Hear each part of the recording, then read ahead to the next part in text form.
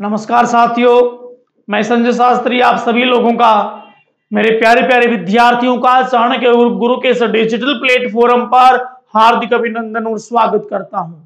साथियों, हम बाल विकास के टॉपिक के ऊपर चर्चा कर रहे थे, जिसमें हम लोगों ने अभिवृद्धि और विकास के सिद्धांतों को पढ़ा था। उनमें से बहुत सारे सिद्धांत हम लोगों ने पढ़ लिए हैं, जिनमें से समान प्रतिमान का सिद्धांत, गति की भिन्नता का सिद्धांत, स्त्री और पुरुष में भिन्नता का सिद्धांत आदि सिद्धांतों के बारे में हमने चर्चा की है। अब जो अंतिम 4-5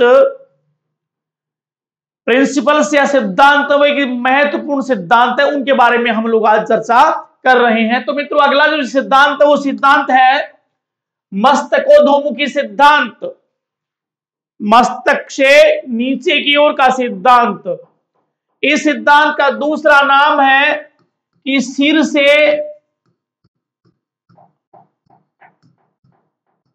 पैरों की ओर, सिर से पैरों की ओर, यहां से नीचे, यानी जो विकास हो रहा है। अभी तक हम लोग पढ़ रहे थे कि समान गति, अन्य जो बातें थी वो सारी बातें हम लोगों ने जानी, समझी और पढ़ी हैं। अब बात अलग है। यह सिद्धांत कहता है कि बालक का जो विकास होता है वो सिर से लेकर मस्तक पैरों की तरफ होता है। यानी कहने का मतलब बालक का विकास इस समान गति से होता है, इस गति से होता है। ये क्या है? ये मस्तिष्क है। ये क्या है? ये सिर। और ये क्या है? ये पैर। सिद्धांत कैसा है? सिर से पैर की तरफ यूं सिद्धांत चल रहा है। इस सिद्धांत को मित्रों एक अलग नाम दिया गया है। उसका नाम, इस सिद्धांत को कहते हैं सेफेलोडोकल।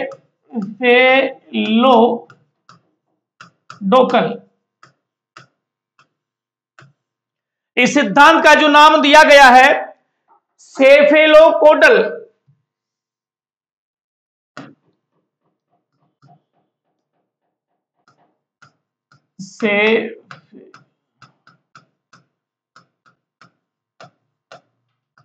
इस सिद्धांत को जो नाम दिया गया है, उस सिद्धांत को एक अलग नाम दिया गया है मस्तकोन्मुखी। यानी कहने का मतलब जो वो सिद्धांत जो सिर से चलता है और पैरों तक चलता है, वो समग्र विकास है जो मस्तिष्क के नीचे बिल्कुल शरीर से शुरू होता है, यहां से शुरू होगा और पैरों तक चलेगा। वह सिद्धांत क्या है? सेफेलोकोडल सिद्धांत कहा जाता है। जो समान गति का सिद्धांत हम पढ़ रहे थे, समान गति जो चलता है, वो सिद्धांत मित्रों सेफेलोकोडल सिद्धांत है, जो मस्तिष्क से लेकर, सिर से लेकर पैरों तक समान गति से चलता है। इसे मस्तकोद्मुखी सिद्धांत, सिर से पैरों की सिद्धांत, सिर से पैरों का सिद्धांत या फिर सेफेलोकोडल सिद्धांत भी कहते हैं, जो कि बहुत ही महत्वपूर्ण मित्रों। इस शब्द को आप लोग याद रखना, यह शब्द बहुत ही महत्वपूर्ण शब्द है, बार बार एग्जाम में पूछा गया शब्द है। अगला जो 3 प्रकार के सिद्धांत है मित्रों विकास के, पहला सिद्धांत सिर से पैरों की तरफ, दूसरा सिद्धांत आएगा केंद्र से सिरों की तरफ या निकट से दूर की तरफ, और तीसरा सिद्धांत आएगा वर्तुलाकार सिद्धांत। तो अगले सिद्धांत को देखिएगा, यह है सिद्धांत केंद्र से सिरों की ओर, केंद्र से सिरों की ओर। ये,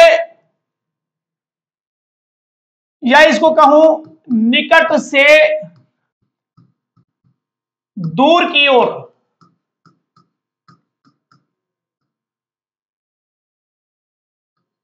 और जैसे ये बालक है मित्रों, ये बालक है, इस बालक का जो विकास हो रहा है वो किस प्रकार से हो रहा है? निकट से, यानी यहां पर सिद्धांत आएगा, यहां से शुरू हो रहा है, होने के बाद यहां पर चला जाएगा, आगे बढ़ेगा इधर। यानी कहने का मतलब यदि सिद्धांत यहां पर ये विकास शुरू होता है मस्तिष्क पे, कहां पर? सिर पर, तो सिर में मित्रों क्या आएगा? आंख, नाक, आंख नाक कान आदि, यानी यहां से बढ़ जाएगा सीधा है, फिर नीचे, फिर ऐसे चलता हुआ चलेगा। इस सिद्धांत को कहते हैं प्रोक्सीमोडिस्टल।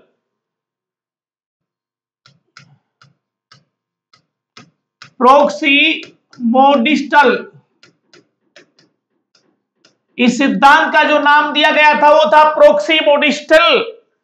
इस सिद्धांत में मित्रों निकट से दूर की तरफ होता है या केंद्र से सिरों की तरफ, ये मेरा हृदय है, और या सीधे अंगुलियों की तरफ बढ़ जाएगा। इसी प्रकार से मित्रों इस सिद्धांत को प्रोक्सीमोडिस्टल या कहते हैं केंद्र से सिरों की ओर, या कहते हैं निकट से दूर की ओर का सिद्धांत। महत्वपूर्ण शब्द मैंने लिखवाया है प्रोक्सीमोडिस्टल, इस शब्द को आप लोग याद कर लेना। और तीसरा जो हमारा सिद्धांत है वो है वर्तुलाकार सिद्धांत। मित्रों ये एक व्यक्ति है, अब विकास कैसे हो रहा है? अभी तक हमने देखा कि विकास ऐसे बढ़ रहा था, इस प्रकार से विकास चल रहा था, या उससे पहले हम लोगों ने देखा विकास इस प्रकार का विकास भी था। तीसरा जो सिद्धांत है, यह सिद्धांत कहता है कि बालक का सिद्धांत गोलाकार या चक्राकार इस प्रकार से घूमता है। यह सिद्धांत शुरू होता है, यूं चलता है, या मैं यूं कहूं इस सिद्धांत को, यह चलेगा यूं। कहने का मतलब इसमें क्या होता है, ये जो सिद्धांत है, यह सिद्धांत मित्रों जहां से शुरू होता है उसे पूरे करने में लग जाता है। प्राणी का विकास लंबवत ना होकर वर्तुलाकार होता है। क्या होता है? इस गति से विकास होने पर विकास का सुदृढ़ीकरण होता चलता है। इसे समझिएगा।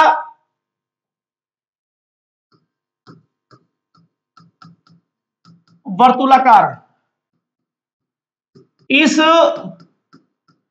सिद्धांत के अनुसार मानव का विकास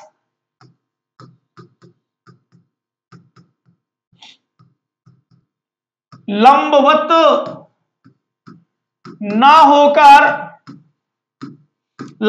होकर वर्तुलाकार होता है।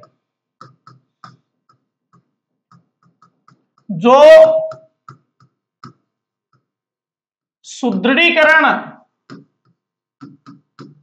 करता हुआ आगे बढ़ता है।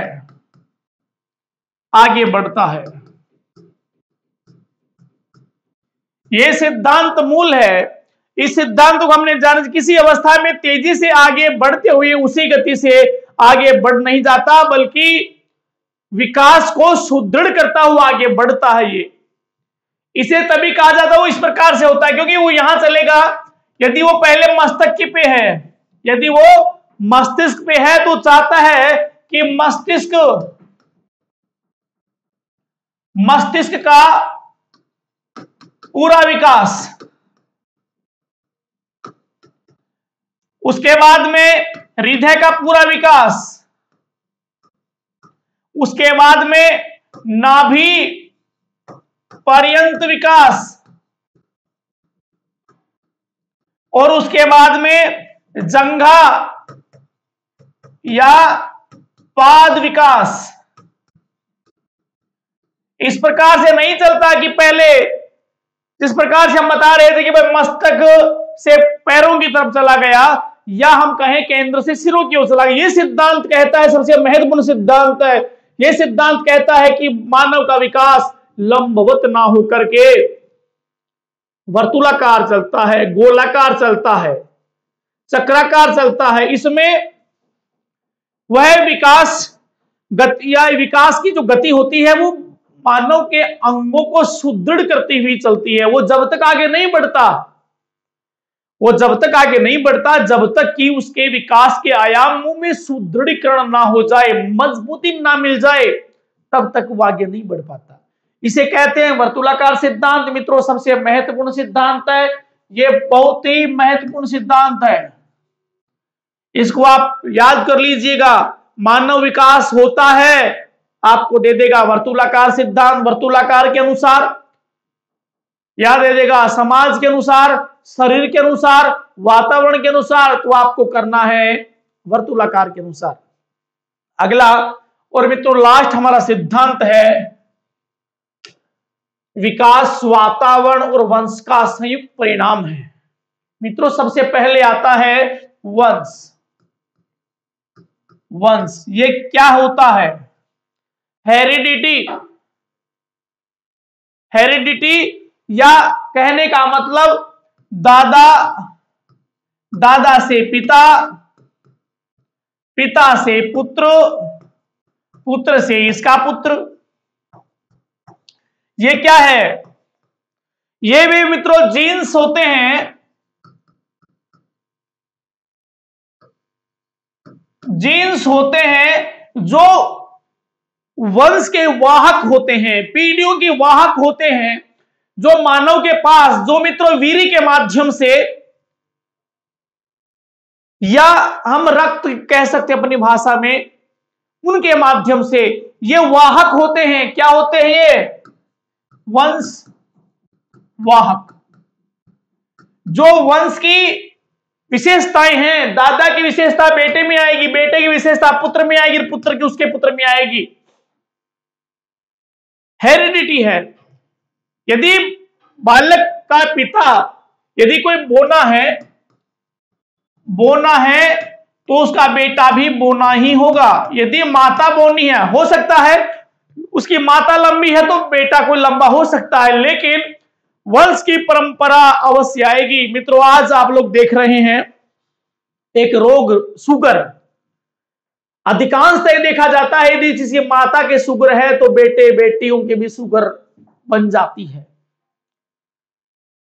आप यहां पर देखने का प्रयत्न करिए। वंश क्या है? वंश का मतलब पीढ़ी, पीढ़ी का मतलब हमारा, हमारे परिवार, हमारे पूर्वज। तो ये जीन्स जो होते हैं, जो अपने आप में पीढ़ी वाहक हैं या वंश के वाहक हैं, जो यहाँ का शुक्राणु या जीवाणु जो भी हैं वो सीधे दादा के पास थे, लेकिन वो पिता में भी आए हैं, पिता के बाद में पुत्र में, और पुत्र के बाद में उसके पुत्र में। ये वाहक हैं जो इस पीढ़ी के गुण अगली पीढ़ी में ट्रांसफर करते हैं, इस पीढ़ी के गुण से अगली पीढ़ी में ट्रांसफर कर रहे हैं। तो बाल विकास किसके ऊपर आधारित हो गया मित्रों? वंश के ऊपर। और दूसरा है वातावरण।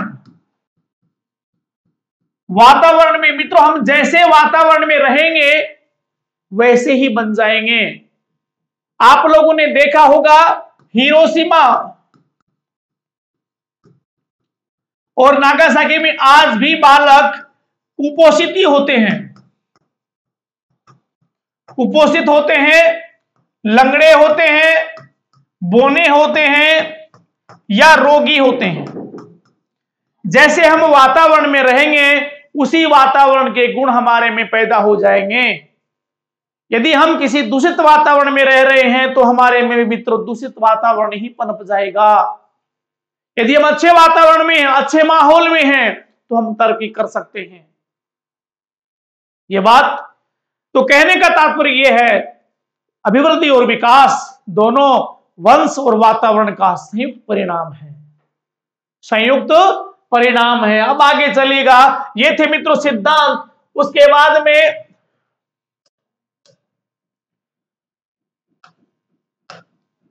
बाद में चलती हैं बाल विकास की अवस्था।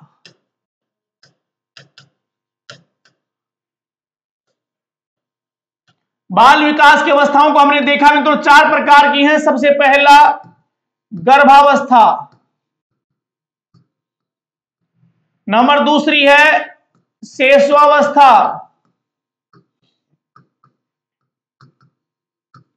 और नंबर 3 पे आती है किशोरावस्था,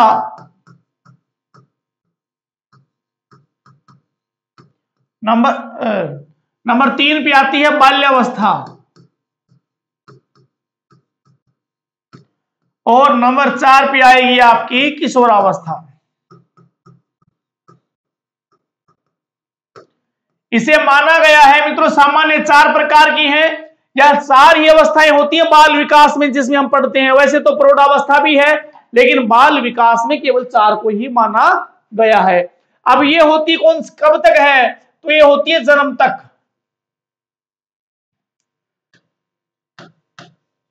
जन्म पूर्व अवस्था ये होती है जन्म से 2 वर्ष। बाल्यावस्था को माना है 2 से 6 वर्ष और किशोरावस्था को बाल्यावस्था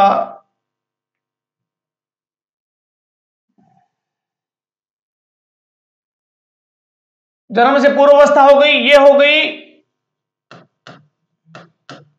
जन्म से 6 वर्ष, जन्म से 6 वर्ष या उसके बाद में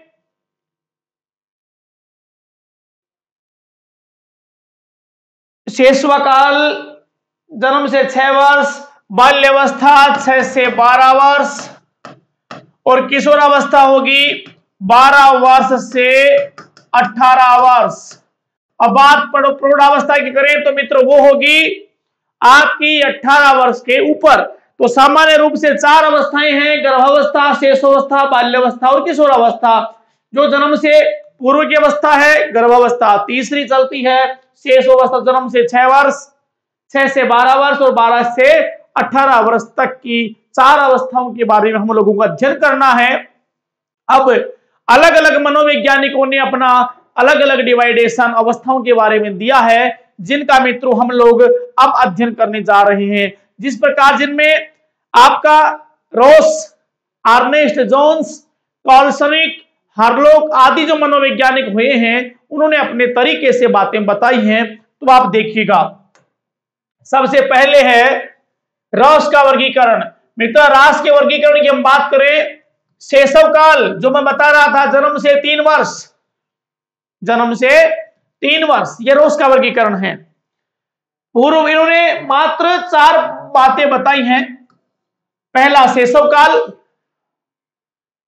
फिर पूर्व बाल्यकाल, उत्तर बाल्यकाल और किशोरावस्था। अर्थात जन्म से 3 वर्ष, पूर्व बाल्यकाल 3 से 6 वर्ष और उत्तर बाल्यकाल 6 से 12 वर्ष, जबकि किशोरावस्था इनको बताई है 12 से 18 वर्ष। ये किसका वर्गीकरण था? तो मित्रों ये वर्गीकरण था रॉस का, जिन्होंने 4 बातें या 4 अवस्थाओं में इनको डिवाइडेशन किया है। उसके बाद में देखना अर्नेस्ट जोन्स का वर्गीकरण। ये मित्रों का अटपटा है, यहां पर जन्म से 6 सप्ताह शैशव काल बताया गया है, जन्म से 6 सप्ताह और इन्होंने सीधा ही बाल्यकाल को बताया 6 वर्ष से 12 वर्ष तक, 6 वर्ष से 12 वर्ष तक। किशोर काल बताया 12 से 18 वर्ष और प्रौढ़ावस्था बताया 18 से ऊपर। प्रौढ़ावस्था किसको बताई है? 18 से ऊपर, यानी कहने का मतलब अर्नेस्ट जोन्स प्रौढ़ावस्था को भी इसमें शामिल किया गया है। तो 4 बातें थी, शैशव काल जन्म से 6 सप्ताह, बाल्यकाल 6 वर्ष से 12 वर्ष, किशोर काल 12 से 18 वर्ष और प्रौढ़ काल 12 से ऊपर या 18 से ऊपर। अगला वर्गीकरण है कार्लसनिक का वर्गीकरण। मित्रों कार्लसनिक के वर्गीकरण को हम देखें, गर्भाधान जन्म तक ये जन्म की पूर्व अवस्था है। फिर शैशव काल जन्म से लेकर 4 सप्ताह तक इन्होंने माना इस बात को कि जन्म से लेकर 4 सप्ताह तक शैशव काल होता है कार्लसनिक के अनुसार। उसके बाद में प्रारंभिक शैशव काल 1 से 15 माह, 1 महीने से 15 माह तक। 4 सप्ताह की बात करने का मतलब मित्रों 1 माह। अब आगे शुरू होता है प्रारंभिक शैशव काल 1 माह से 15 माह।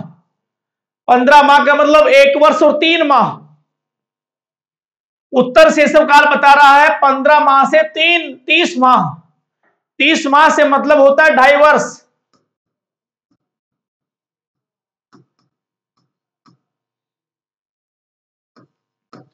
उसके बाद में का वर्गीकरण था पूर्व बाल्यकाल 2.5 वर्ष से 5 वर्ष और मध्य बाल्यकाल 5 वर्ष से 9 वर्ष। ये था मध्य बाल्यकाल। उसके बाद में उत्तर बाल्यकाल 9 से 12 वर्ष, किशोर काल 12 से 15 वर्ष और उत्तर किशोर काल 15 से 21 वर्ष। तो इनका कुल जो प्रकार था वो 9 प्रकार इन्होंने बताया था। आप लोगों को यही बात याद करनी है। अवस्था विशेष को आप लोगों को विशेष कर देखना है, काल सनिक के अनुसार पूर्व बाल्यकाल कब थी। तो इन बातों को आप लोगों को दिमाग में उतार लेना है। उसके बाद में हरलोक का जो वर्गीकरण था मित्रों, हरलोक महोदया थी, ये एक महिला थी, इनका वर्गीकरण अलग प्रकार का वर्गीकरण था। इन्होंने बताया था कि जन्म से पूर्वावस्था, गर्भाधान से जन्म तक। दूसरी अवस्था बताई थी शैशव काल। शैशव काल जन्म से दूसरे सप्ताह तक के अंत तक शैशव काल बताया। उसके बाद में वत्सावस्था, नई अवस्था दी जिसे बोलते हैं वत्सावस्था, दूसरे सप्ताह से 2 वर्ष के अंत तक। दूसरे सप्ताह से 2 वर्ष के अंत तक। आगे है पूर्व बाल्यकाल, अर्थात 2 वर्ष से 6 वर्ष तक हरलोक महोदया ने पूर्व बाल्यकाल 2 वर्ष से 6 वर्ष तक माना है। जबकि हम लोग अभी जहां बात रोज की कर रहे थे, रोज ने भी 3 से 6 बताया था। उत्तर बाल्यकाल 6 से 10 या 12 वर्ष, 6 से 10 या 12 वर्ष उत्तर बाल्यकाल को माना है। इन्होंने यौनारंभ, यहां देखना 11 से 12 और 13 से 14 वर्ष माना है। 11 से 12 का मतलब यह लड़कियां हैं और 13 से 14 वर्ष यहां पर लड़के हैं। यौन विकास कब से शुरू होता है तो यहां पर बात कह दी गई है। आगे पूर्व किशोरावस्था 13 या 14 वर्ष से लेकर 17 वर्ष तक किशोरावस्था मानी गई है हरलोक महोदया के अनुसार। आगे चलिएगा, उत्तर किशोरावस्था 17 से 21 वर्ष, 17 से 21 वर्ष, पूर्व प्रौढ़ावस्था 21 से 40 वर्ष तक और मध्य वय अवस्था मानी है इन्होंने 40 से 60 वर्ष, 40 से 60 वर्ष और वृद्धावस्था से जरावस्था, ये बुढ़ापा आ गया मित्रों यहां पर 60 से मृत्यु पर्यंत माना गया है हरलोक महोदया ने। तो मित्रों ये था आज का हमारा डिवाइडेशन एज को लेकर के, जिसमें हम लोगों ने हरलोक को पढ़ा है, हमने रोज को पढ़ा है, अर्नेस्ट जोन्स को पढ़ा है और काल्सनिक को पढ़ा है। हमने सामान्य तरीके को भी पढ़ा है कि सामान्य प्रकार से किस प्रकार की 4 अवस्थाएं होती हैं जो सामान्य मानी गई हैं। तो चर्चा यहां पर हम लोगों को अब आगे जो करेंगे, आगे मित्रों हम लोग एक एक अवस्था के बारे में विशेष तरीके से अध्ययन करेंगे। एक एक अवस्थाओं का विशेष प्रकार से अध्ययन होगा, जिसमें शैशव अवस्था होगी, बाल्यावस्था होगी,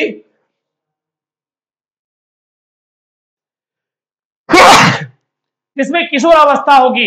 इन अवस्थाओं के बारे में मित्रों हम लोग विस्तृत चर्चा करेंगे। जहां पर आप लोग अभी मैं बता रहा था पूर्व में जो ऐतिहासिक पृष्ठभूमि है उसके साथ में बाल विकास की परिभाषाएं और जो प्रिंसिपल ऑफ डेवलपमेंट के प्रिंसिपल थे, अभिवृद्धि और विकास के सिद्धांत, जो 10 प्रकार के सिद्धांत मैंने बताए मित्रों, उन सिद्धांतों को आप गहनता के साथ में अध्ययन करना, क्योंकि स्थितियां